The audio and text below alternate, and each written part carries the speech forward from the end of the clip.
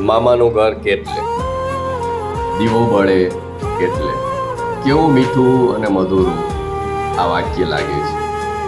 હજુ પણ કાનમાં ગુંજ્યા જ કરે છે મામાના ઘર માટેની એ વાત. નાના ગામડાનું એ ઘર અને માટીની એ મહેક, નાનપણના એ દિવસો ફરી જીવવાનું મન થાય છે. નાનપણની એ યાદો, મામાનું ઘર અને એ વેકેશનની મજા મસ્તી બધું આજે પણ આંખોની સામે આવી જાય છે.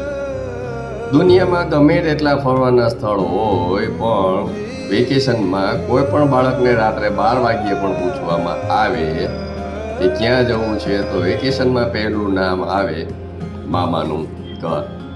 મોસાળની ગૌરવ લેવા જેવી જો કોઈ વાત હોય તો ત્યાં આપણને આપણી માના નામથી જ ઓળખવામાં આવે. મા સાથે ઈશ્વરે આપેલું વ્યાજ એટલે મામા. જ્યાં ભાણેજના તમામ મનોરથ પૂરા થાય અને મામાનું ઘરનું નામ સાંભળતા જ બાળક અરખાઈ જાય એ છે મોસાળ. નાના નાની, મામા મામી તરફથી મળતો એ નિસ્વાર્થ પ્રેમ એટલે મોસાળ.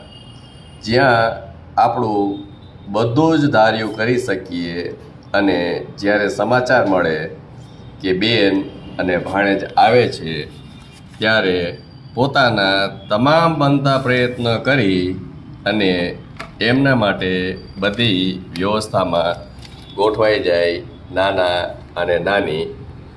આવી હોય છે મોસાળની નાનપણની યાદો અને મોસાળ તરફનો પ્રેમ.